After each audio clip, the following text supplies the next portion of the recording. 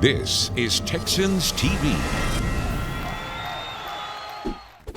Hey Texans fans, welcome to Texans 360. I'm your guest host Taylor Arenz. Wow, what a show we have here today. We'll get to hear from DeMeco Ryans, see what the Texans are doing in the community, and of course we got to talk about that insane overtime win against our conference rivals, the Tennessee Titans. So let's start it off taking a look back at the cinematic recap of that great win. I think that everybody on this team looks at adversity as opportunity.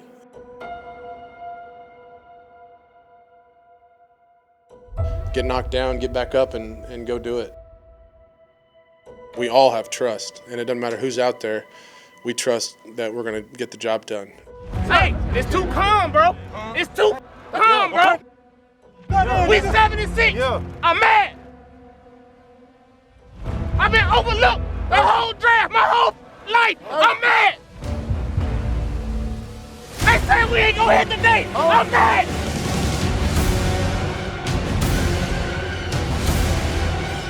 We gotta go out here and line this up. Now, lay down on two. Lay down on two. 1, 2, lay down. From Nashville, Tennessee, where the Houston Texans have a gotta-get-it game against the Tennessee Titans. Case Keenum gets the nod today, and he will be on the field first. The Tennessee Titans in the Oiler blue today. White pants, white helmets with the Derrick logo, bringing up a lot of emotions in Houston. Second and goal at the 1. On second and goal, Levis takes the snap. Levis will keep it, dives forward, he's in. Touchdown, Tennessee. Keenum shotgun, here's the snap. Case looking, Case over the middle, and he's got Noah Brown for the first down. Brought down at the 40-yard line. Houston 40, Keenum shotgun, one back, bunch formation to the right. Case calls for the ball, ready to throw, has time, and he throws a pick. Return to the right side, 20, 15, still going, 10, 5, touchdown, Tennessee. Here's motion by Burks to the left side. And a little bootleg here by Levis. Levis stepping up, throwing downfield, and intercepted. Steven Nelson at the 40-yard line of Houston. There it is, a pick by Nelson, and the Texans have the rock. Case to throw. Case with time, airs it out downfield to his right. He has Schultz, first down, steps out of bounds. Here's the spot. Here's Fairbairn's kick. It's good, and the Texans have 2 3-pointers, 3rd and 17. Here's the snap to the rookie. Levis, pocket collapsing. Levis is going to be sacked back inside the 10-yard line. Keenum fakes the flip. Keenum plants. He's got time to throw. And he throws over the middle. And Dalton Schultz has it inside the 5-yard line. Somehow he comes down with the ball in traffic. 3rd and goal at the 3. Keenum in the gun. Singletary in the backfield with him. Schultz motioning to the left. Keenum to throw. Keenum scrambling to the right, throws to the end zone. Caught, touchdown, Houston, Noah Brown. 3-yard TD pass. Gun Spears to his left, Hopkins slot right. 4 men across the front for the Texans. Levis to throw, pocket collapsing. Levis goes down again. Barnett brings him down. Keenum to throw. Keenum.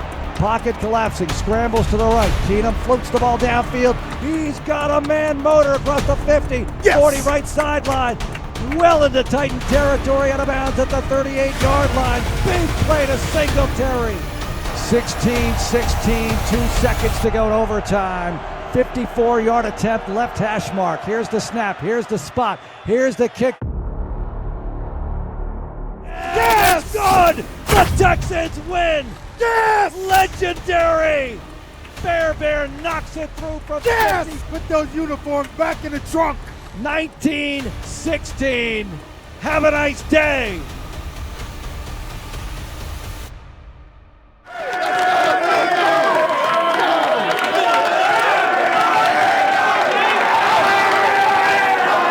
Man, so proud of you guys, man. We talked about getting to 8. We got to 8. Great job. Great job. Hey, shout out Case. Awesome job, man.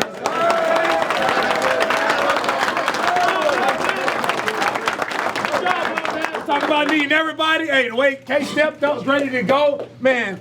Respect the hell out of you, man. Awesome job. Way to lead us there. Awesome job, man. Awesome job. Defense, great job. Great job. Hell yeah. Hey, but defense, way to stand up. Time after time after time. Way to stand up. D-line, way to hunt. All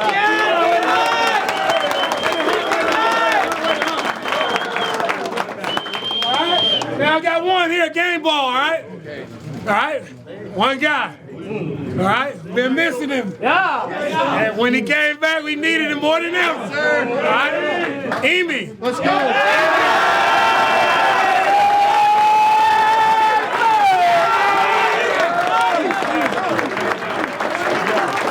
Hey, we got four field goals, and none bigger than the game winner. All right, none bigger than the game winner. Awesome job by you, man. Hey, Texas on 3, 1, 2, 3. See y'all Wednesday. See y'all Wednesday. Welcome back to Texans 360. 1 year ago, Texans employees took in a hockey game and the night took a dramatic turn. Let's take a look.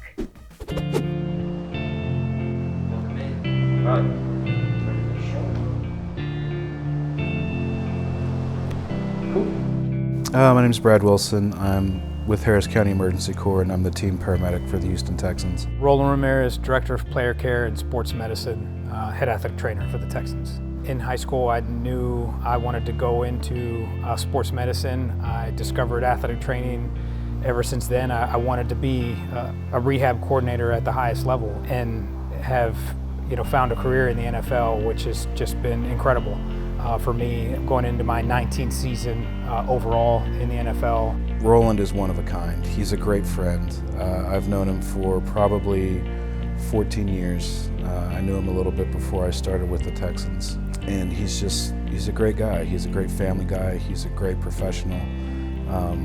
He's just a terrific human being. We've been together quite a while here in Houston. And he's been our team paramedic for a long time, so been good friends since then.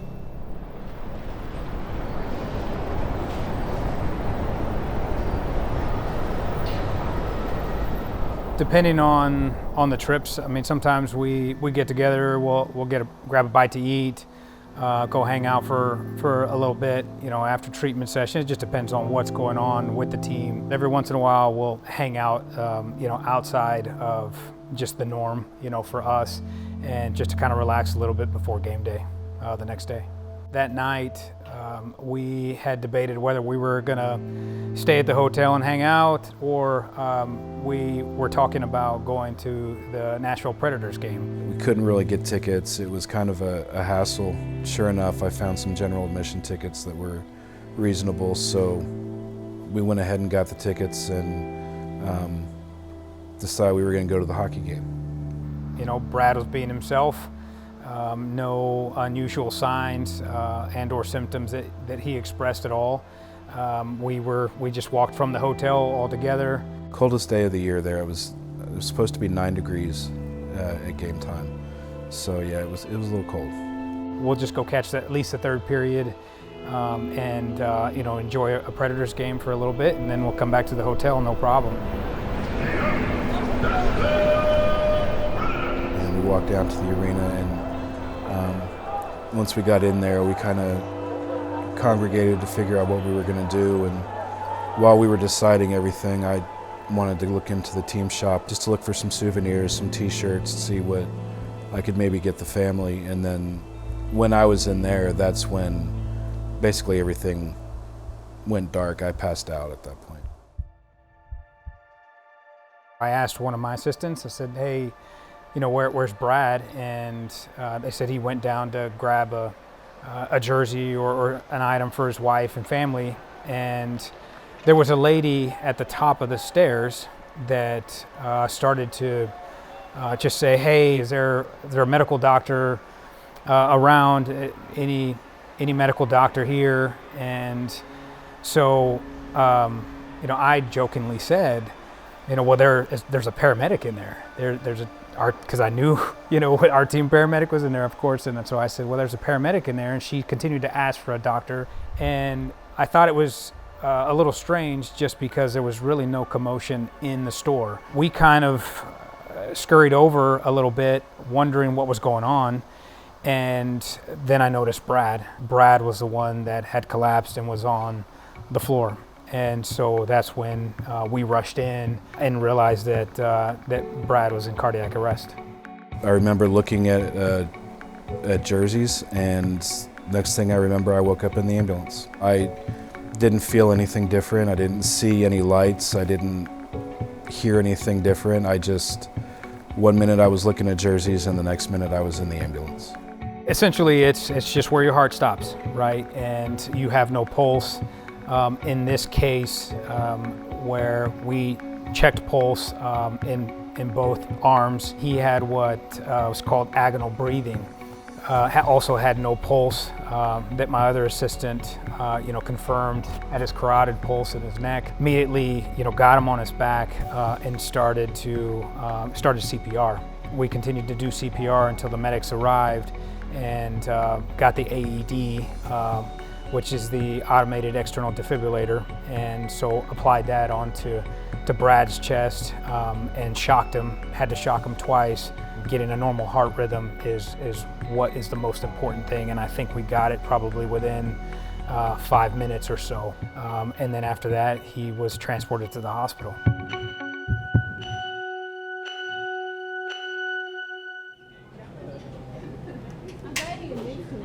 Just smile and keep wrapping up. So we're gonna go up the back elevator.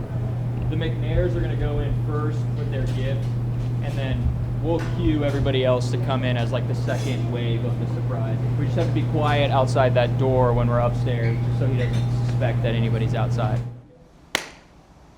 Yep.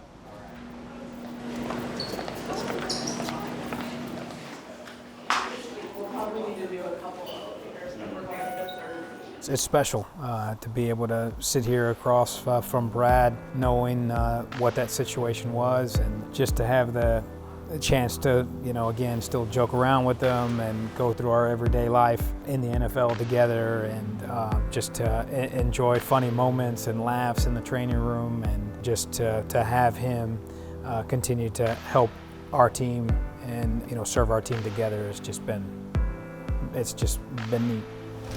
That's awesome. Just look right behind you real quick, Roland. Hey! What's up? There you guys. Well, we brought you a little something. Listen, you guys, we're really proud that y'all are Texans. Been with us for a long time. You're representing us so well on and off the field. And the work you do for the players, the staff, us, everybody is just incredible. And we wanted to come by and say thank you for all that you do. Y'all are bonded as family of the Texans, but now you two are bonded for life in a whole different way.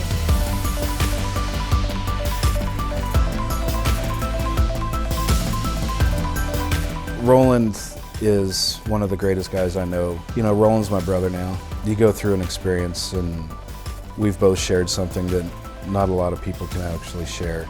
He saved my life, and I love him for it. I mean, he's, like I say, he's my brother now.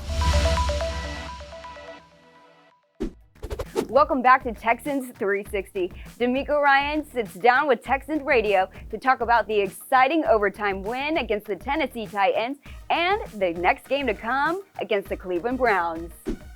And now with us in the Hyundai Texans radio studio, it's head coach DeMeco Ryans following the Texans' epic win at Tennessee. Coach, a week ago we gathered here and talked about what it was going to take, and it took everything you had, but you got the job done. Your feelings and thoughts? It did take everything, but I'm excited. We got it done. It's always, you want to come out on top with the W, and we did that, right? Took a lot of time, 4 quarters and overtime, but very pleased with the effort from our guys, and how everybody continued to push. Nobody blinked in the moment.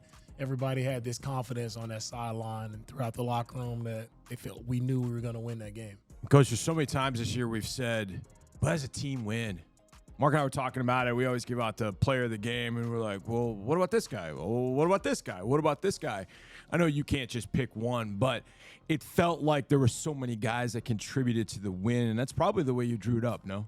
Yeah, it was. I felt like that's what it would take, like early in the week as we were preparing. I felt like it was going to take everybody, and literally everybody on our roster, they stood up and made plays. You talk about offense, every offensive lineman, right, was helped Motor run the way he ran. Our tight ends, Brevin, Dalton, the way they blocked. Receivers stepping in and blocking. Case having to step up. He made plays for us. The off-schedule play to Motor, none bigger than that one to put us in field goal range. So it's just every guy. Defensively, every defensive lineman contributed to the great defense we had against the run. And then also in the back end, like we lose Jimmy Ward. We got, Adrian stepping in. DAC had to step in at safety, like multiple guys, Desmond King, Christian Harris, like multiple guys just stepped up and made play after play after play to help us win that game. Well, historically good performance against the run, Coach. And I was joking with Johnny. I said, well, why can't they do this every week against the run? So difficult to get that kind of thing done. And I know every back and every situation is a little bit different, but you saw the total team effort there. Yeah, you did. And it started with the defensive line. The way they reset the line of scrimmage, as they call it, the interior D linemen, they played physical. They knocked back the guard, the center multiple times.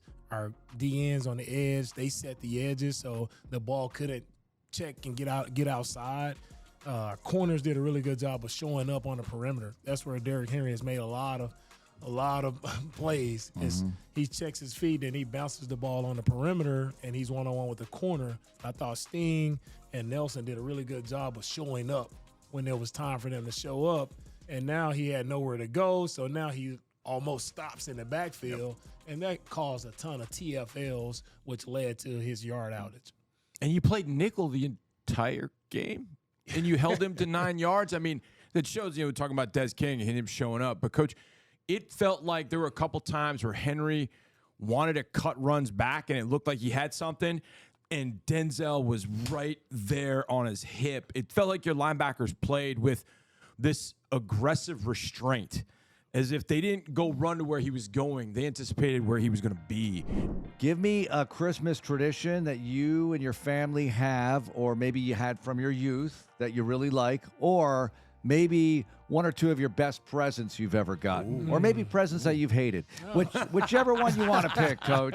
It was really cool growing up because you got a gift from everybody, right? It wasn't an expensive thing. You may get a pair of socks or some lifesavers or whatever. But it's volume. It was volume, unwrapping a lot of gifts. So that was all cool. Everybody got together on Christmas Eve.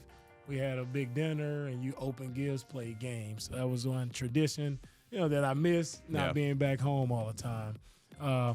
One of the worst gifts I gotten was I was probably like 13 or 14. I think I got a juicer.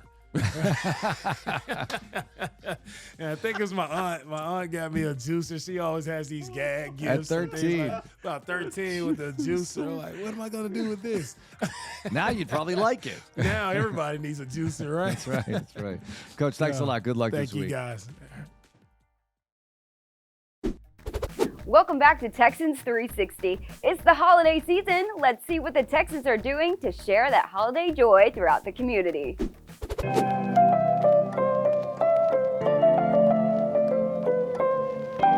It's the holiday season. This week, the Houston Texans took time to give back to the community. From bicycle giveaways to special surprises, players and former players made the holiday season a little bit jollier for many across the Houston community. Last week, 25 Houston Texans Teen Club members from the Boys and Girls Club celebrated the holidays with a party at NRG Stadium. In the cheer locker room, the teens enjoyed a dinner and were surprised with their own Texans gear that was donated by Ticketmaster. The teens were then led to the field where they played a game of flag football, along with linebacker Denzel Perryman, wide receiver Alex Bachman, defensive end Adedayo Odele, and safety Brady Breeze.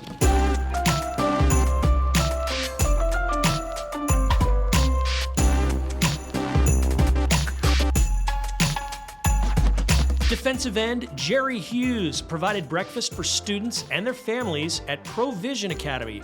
Hughes wanted to thank the moms of the students for their continued support of their children's success both in and out of the classroom. Just wanted to do something this holiday experience for you lovely moms, just everything that you're doing, being a pillar in the community, at home, and then not only that, but then coming up to the school and making sure you know the importance of education is getting passed down to your kids. Hughes was also joined by defensive tackle Malik Collins, and together they helped families build gingerbread houses and they gave out gift cards to help with holiday shopping. No problem, guys. Merry Christmas. Merry Christmas. Finally, after practice at NRG Stadium, current players were joined by Texans legends to host a bike giveaway for more than 100 kids from the Houston Independent School District. The kids were surprised with new bikes and helmets, courtesy of the legends and players. Today we're doing a bike giveaway. We gave away 100 bikes to some kids from HISD. This year we were actually able to get the team involved, and they all brought the kids over and, showed them where their bikes were at, and the kids had a great time. Just to be here and them to interact with us, and just to receive something nice for Christmas is truly amazing. The Houston Texans hope everyone has a happy and safe holiday season. Go Texans! The Texans are always doing great stuff throughout the community. Thanks so much for watching the show. Make sure if you want to get some tickets for the next game or anything about the Houston Texans, you go to HoustonTexans.com. I'm Taylor Arenz, and we hope you have a happy holiday, and let's go Texans!